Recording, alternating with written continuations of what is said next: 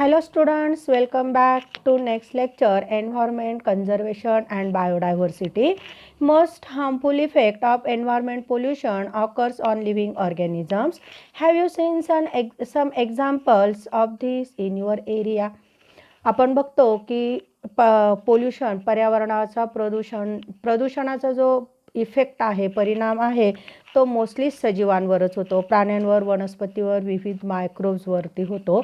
बऱ्याचदा आपण आपल्या जे आपले सिनियर सिटीजन किंवा आपले जे आजी आजोबा पणजोबा आहेत त्यांच्याकडून ऐकतो की बऱ्याचशा जाती काय झालेल्या आहेत, नामशेष झालेल्या आहेत.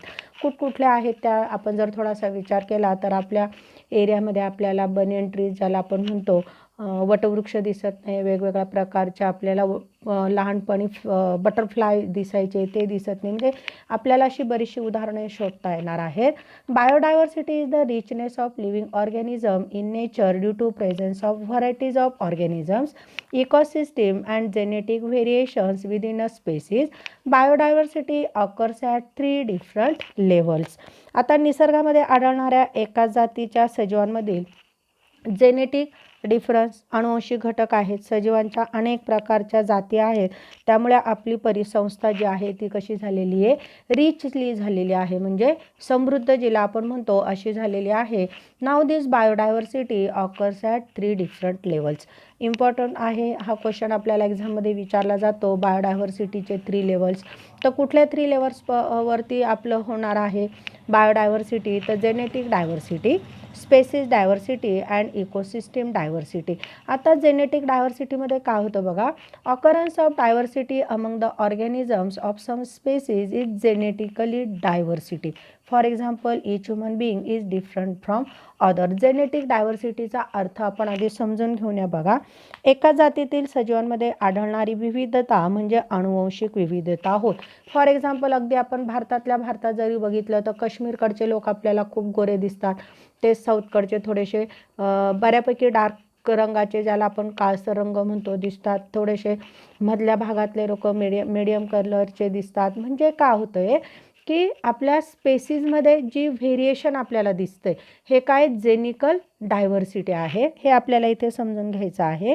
पुनरुत्पादन जे आहे, possible of wiping out of species arise if there is decrease in the diversity within the species whose member involves in sexual reproduction.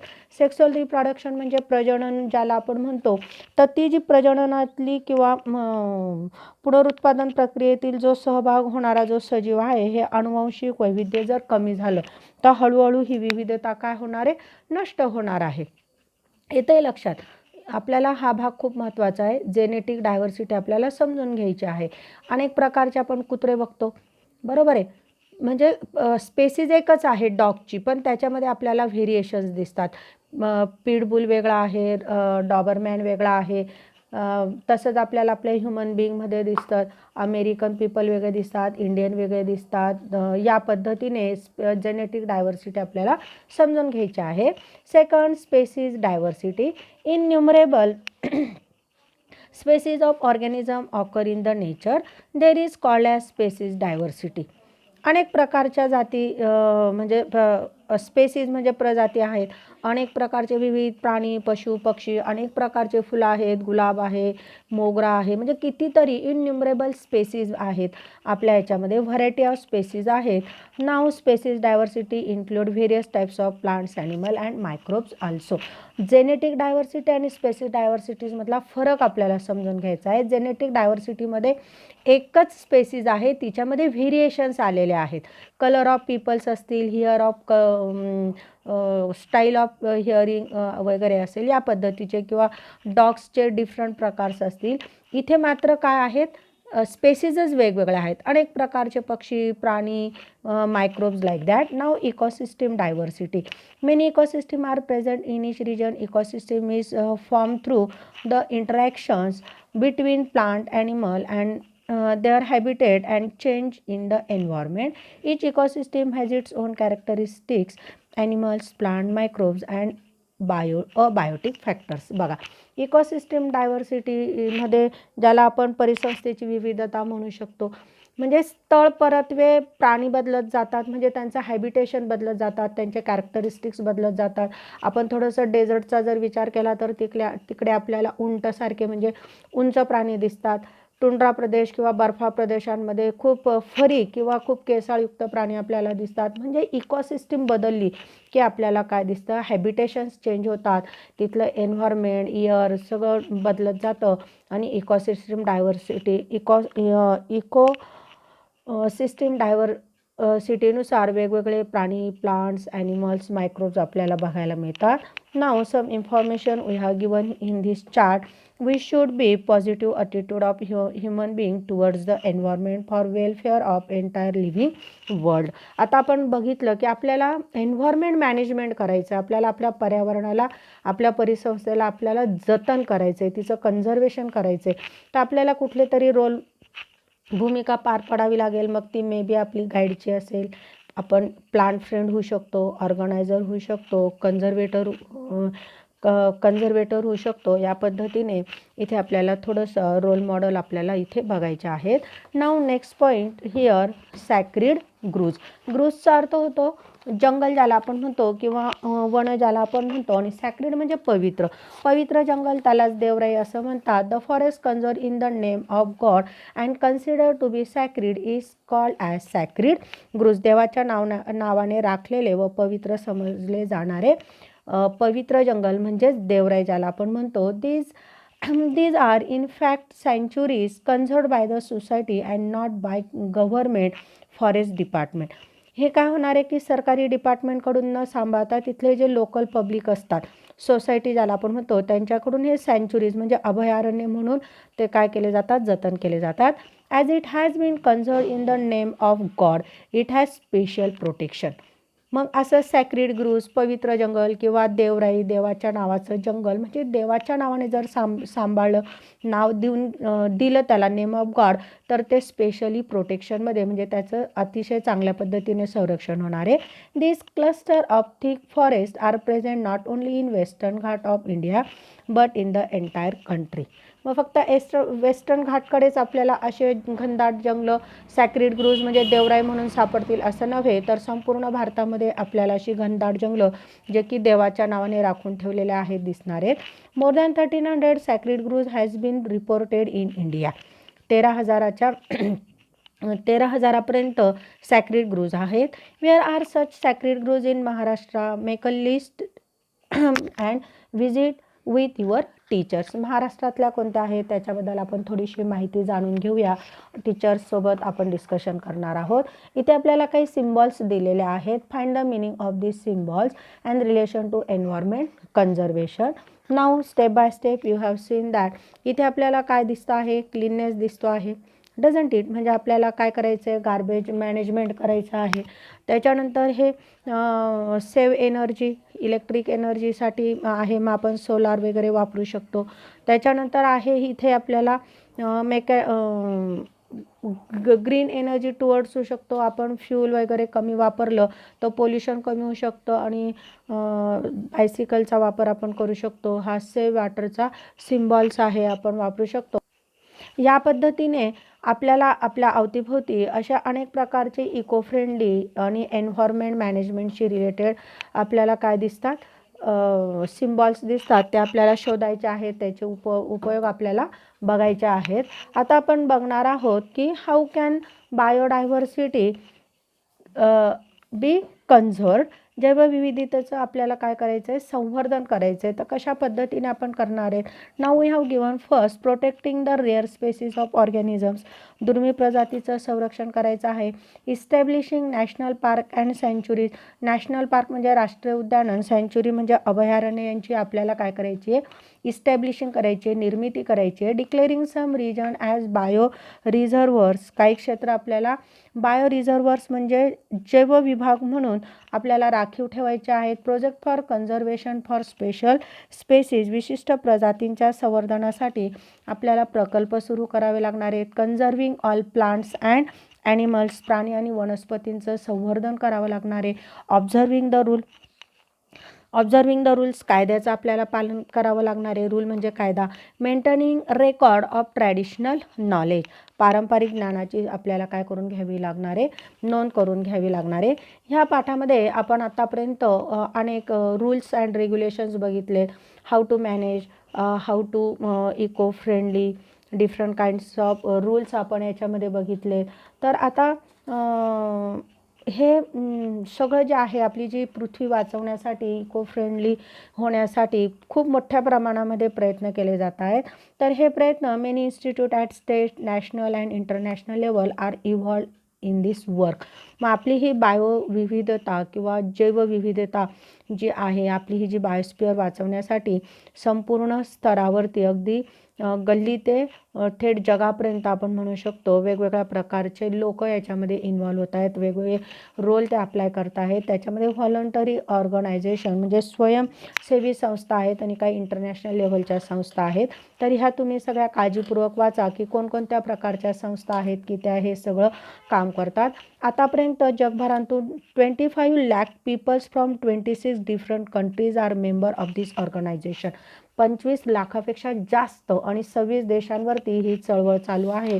एवढ्या मोठ्या प्रमाणामध्ये इथे काय झालेले आहेत, लोक जोडलेले आहेत. Now think and answer. आत्ता आपण बघितलं की आपल्याला अनेक प्रकारचे रूल्स दिलेले आहेत. माय रोल इन एन्व्हायरमेंट, मग आता आपला कोणता रोल असला पाहिजे. बायोडायव्हर्सिटी, आपली जैवविविधता वाचवण्यासाठी सगळ्यांनाच प्रयत्न करायला हवेत. हे एकट्या माणसाचं होणार नाही आहे. पाठीमागे आपण बघितलं की इंटरनॅशनल लेव्हलपर्यंत आणि व्हॉलंटरीजपर्यंत सगळे इन्व्हॉल्व आहेत. मग आपण कशा पद्धतीने आपण आपली बायोडायव्हर्सिटी सेव्ह करू शकतो, तर कंट्रोल करू शकतो, प्रोटेक्शन करू शकतो, अवेअरनेस आहे, प्रिझर्वेशन आहेत, प्रिव्हेन्शन्स आहेत, प्रिझर्वेशन्स आहेत आणि कन्झर्वेशन आहेत. ह्या काही रोल मॉडेल दिलेले आहेत. याच्यापैकी आपल्याला जे वाटेल ते आपण काय करू शकतो, अप्लाय करून आणि आपण आपला स्वतःची भूमिका एन्व्हायरमेंट वाचवण्यासाठी आपण करू शकतो. Now next, hotspot of biodiversity. आता हॉटस्पॉट कशाला म्हणतो आपण, तर डेंजर ज्याला आपण म्हणतो किंवा मग संपत चाललेलं किंवा मग संवेदनक्षम क्षेत्र ज्याला आपण म्हणतो. 34 highly sensitive biodiversity spot are reported all over the world. Such areas had once occupied 15.7% area of the अर्थ. बघा, जगातील जैवविविधतेच्या क्षमतेच्या 34 स्थळांची नोंद केलेली आहे. 34 प्लेसेसची नोंद केलेली आहे. ह्या क्षेत्रांची एक काळी पृथ्वीचा 15.7% एवढा भाग काय केलेला होता, व्यापलेला होता. At present 86 of sensitive areas are already destroyed. त्यापैकी काय झालेलं आहे, 86% डिस्ट्रॉय झालेला आहे. Presently only 2.3% area of the earth has been left over with sensitive spot. It's include 1,50,000 plant species which are 100 of the world count. बघा, म्हणजे हे खरोखर अतिशय भयानक आहे. 86% संवेदनक्षम क्षेत्र जे होते हे नष्ट झालेलं आहे. 2.3% काय झालेलं आहे, संवेदनक्षम क्षेत्राचा अखंड म्हणजे शिल्लक राहिलेला आहे अवशेष. त्याच्यामध्ये नियर अबाउट 1,50,000 म्हणजे जवळजवळ 1.5 लाख वनस्पतींच्या प्रजातींचा समावेश होता. त्याच्यातील 50% काय आहेत, म्हणजे एकूण जागतिक स्तरापैकी 50% तिथे म्हणजे आहेत समजा त्या स्तरावरती. As far as India is considered out of 135 species of animals, 85 species are found in the jungle of eastern region. बघा, ईस्टर्न रिजन जे आहे म्हणजे आपल्या भारतामध्ये 135 प्राणी प्रजातींपैकी जवळजवळ 85 ज्या आहेत ह्या ईस्टर्न म्हणजे ईशान्य प्रदेशामध्ये किंवा तिथल्या जंगलांमध्ये आढळून येणाऱ्या आहेत. Now about 1500 endemic plant species are found in western Ghat. Endemic म्हणजे त्या पर्यावरणामध्ये किंवा त्या ॲडॅप्टेशनमध्ये तिथलेच दिसणारे जे आहेत त्यांना आपण एंडेमिक म्हणतो. फॉर एक्झाम्पल आपण जर म्हणजे काश्मीरमध्ये वाढणारे जर आपण बघितले ॲपल वगैरे असेल तर ते आपल्याला तिथेच दिसतील, त्याला म्हटलं जातं एंडेमिक प्लांट किंवा एंडेमिक ॲनिमल. तर ते तिथेच दिसणारे असे जे आहेत हे वेस्टर्न घाटमध्ये आपल्याला नियर अबाउट किती आहेत, म्हणजे 1500हून अधिक प्रदेशनिष्ठ वनस्पती प्रजाती आढळून येत आहेत बघा. Now out of total plant species in the entire world 50,000 are endemic. Collect more information about locations of this hotspots present in the world. आता यापैकी जगातील ही जैवविविधतेची हॉटस्पॉट जे आहेत ती क्षेत्र कुठे आहेत याविषयी अधिक माहिती आपण मिळवायचा प्रयत्न करणार आहोत. 3 endangered heritage place of the country. इथे आपल्याला आपल्या देशातल्या आपल्या भारतातल्या थोड्याशा एंडेंजर्ड स्पेसीसबद्दल इन्फॉर्मेशन दिलेली आहे. महाराष्ट्र, गोवा, तामिळनाडू, केरळ इथे काय झालेलं आहे मोठ्या प्रमाणामध्ये नैसर्गिक गॅसची आणि मायनिंग ज्याला आपण म्हणजे खोदकाम केलं गेलं, माईन ज्याला आपण काय म्हणू खाणकाम केलं गेलं, त्यामुळे काय झालेलं आहे तिथलं एशियन लायन आणि वाईल्ड बायसन. बायसन म्हणजे आपण त्याला रानगवा म्हणतो आणि लायन यांचं अस्तित्व काय झालेलं आहे म्हणजे कमी होण्याच्या मार्गावर आलेलं आहे, ते धोक्यात आलेलं आहे. त्याच्यानंतर मानस सेंच्युरी जी आहे आसाममध्ये, तर आसाममध्ये मोठ्या प्रमाणामध्ये टायगर आणि रिनो म्हणजे रिनोसोरस ज्याला आपण म्हणतो एकशिंगी गेंडा, तर काय झालेलं आहे तिथे मोठ्या प्रमाणामध्ये धरणातलं पाणी वगैरे वापरलं गेलं आणि त्यामध्ये मग ह्या एंडेंजर्ड झोनमध्ये म्हणजे हे दोघं तिथे रिनो आणि टायगर धोक्यात आलेले आहेत. सुंदरबन सँच्युरी जी पश्चिम बंगालमध्ये आहे, वेस्ट बेंगॉलमध्ये ज्याला आपण म्हणतो, तर तिथे सुद्धा काय झालेलं आहे मोठ्या प्रमाणामध्ये वृक्षतोड झाली, अतिरिक्त मासेमारी झाली, खोदलेले चर याच्यामुळे सुद्धा तिथले वाघ वगैरे कमी व्हायला लागले आणि हे मोठं पर्यावरणाला आव्हानच झालेलं आहे. Now recall a little some information collect here. Collect the name of extinct bird and animal of India and tell those name to other. आपल्याला अशी काही नावं शोधायची आहेत की भारतात असे प्राणी आहेत, पक्षी आहेत की जे आता आपल्याला आढळत नाही. Classification of threaten species. आपल्याला काय बघायचं आहे, थ्रेटन म्हणजे धोक्यात येणारे, जसं आपण हॉटस्पॉट बघितलं ना त्या टाईप कोणकोणते प्राणी आहेत थ्रेटन स्पेसीजमध्ये, म्हणजे कुठल्या प्रजाती आहेत. स्पेसीज म्हणजे कुठल्या प्रकारचे प्राणी वनस्पती आहेत की ते थ्रेटन म्हणजे धोक्याच्या पातळीवर आहेत, संपणार आहेत, नष्ट होणार आहेत. तर त्याच्या 4 स्टेप्स केलेल्या आहेत. पहिले आहे एंडेंजर्ड स्पेसीज, दुसरी रेअर स्पेसीज, तिसरे आहे vulnerable species and last one आहे indeterminate species. 1 by 1 we have seen. First दिलेली आहे एंडेंजर्ड स्पेसीज. एंडेंजर्ड स्पेसीज आपण कशाला म्हणणार आहोत, either number of these organism is decline or their habitat is shrunk to such an extent that they can be extinct in near future if conservative measures are not implemented. For example lion tail monkey, lesser florican. आता इथे जर थोडंसं तुम्ही figure बघितली तर हा तुम्हाला सहज ओळखता येईल. लायनसारखं थोडेसे त्याचे केस वगैरे दिसत आहेत, ही टेल दिसते, दिस इज लायन टेल्ड मंकी. आता हा एंडेंजर्ड स्पेसीजमध्ये येतो म्हणजे संकटग्रस्तमध्ये येतो. आता श्रंक म्हणजे काय, कमी होणं किंवा नाहीसा होत जाणं, निवारा ज्याला आपण म्हणतो, किंवा संकुचित होत जाणं. तर अशा ह्या प्रजातीची संख्या काय होत चाललेली आहे, अत्यंत कमी होत चाललेली, किंवा त्यांचं जे हॅबिटेट आहे आदिवासी हा श्रंक झालेला आहे म्हणजे कमी होत चालला आहे, संकुचित होत चाललेला आहे. मग जर यांची जर आपण उपाययोजना केली नाही तर ह्या प्रजाती भविष्यामध्ये काय होतील, नष्ट होतील. अशा प्रजातींना आपण एंडेंजर्ड स्पेसीज म्हणणार आहोत.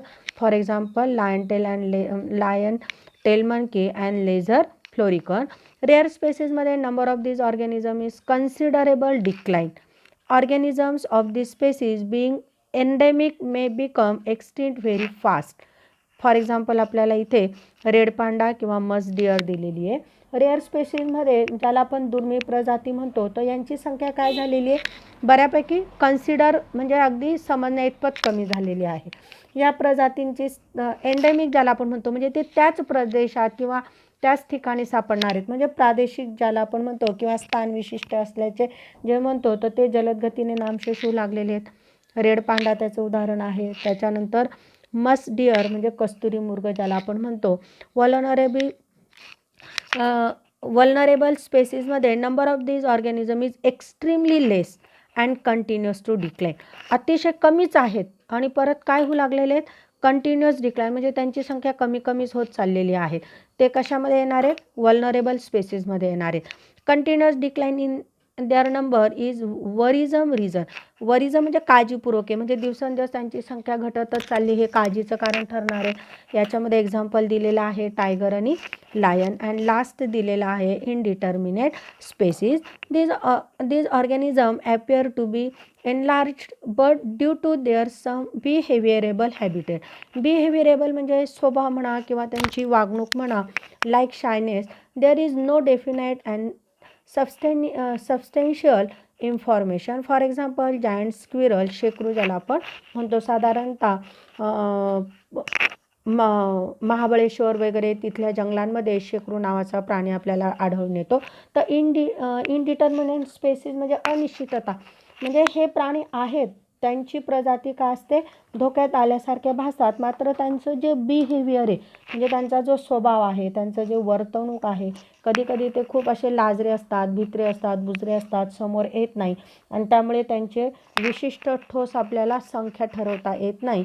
त्याचे एक्झाम्पल आहे दिलेलं आपल्याला शेकरू. Now 23 May is a speciality of the day, world biodiversity म्हणून आपण सेलिब्रेट केला जातो. 22 मे वर्ल्ड बायोडायव्हर्सिटी डे म्हणून आपण सेलिब्रेट केला जातो. आता डू यू नो, इथे आपल्याला थोडीशी इन्फॉर्मेशन दिलेली आहे. IUCN ज्याला आपण म्हणतो, international union for conservation of nature, यांनी एक रेड लिस्ट नावाची बुक तयार केलेली आहे आणि त्याच्यामध्ये त्यांनी 2 पेज ठेवलेले, एक पिंक पेज आहे आणि एक ग्रीन पेज आहे. तर पिंक पेज म्हणजे गुलाबी पेजमध्ये त्यांनी अशा प्राणी किंवा वनस्पतींची नावं टाकलेली आहेत जे की काय आहेत, धोक्यात आलेले वन्यजीव आहेत. आणि गुलाबी पेजमध्ये आहे ते संकटग्रस्त प्रजाती आहेत, आणि हिरवे पृष्ठे जे आहेत ती संकटग्रस्त होते पण आता ते धोक्याच्या बाहेर आलेले आहेत, म्हणजे त्यांची संख्या काय झालेली, हळूहळू वाढायला लागलेली आहेत. International union for conservation of nature त्यांनी काय केलेली, रेड लिस्ट जी केलेली आहे त्याच्यामध्ये त्यांनी 2 स्पेसीस ठेवलेले आहेत, एक पिंक पेजसाठी आणि एक ग्रीन पेज. तर पिंक पेजेसवरती जे आहेत तर त्या काय आहेत, एंडेंजर्ड स्पेसीज आहेत, म्हणजे त्या प्रजाती अजूनही काय आहेत, वन्यजीव ते धोक्यात आहेत. आणि ग्रीन पेजवरती जे त्यांनी घेतलेले आहेत, ग्रीन पेजवरचे जे घेतले आहेत तर त्या प्रजाती काय झालेल्या आहेत, प्रेझेंटली सेफ स्पेसीज.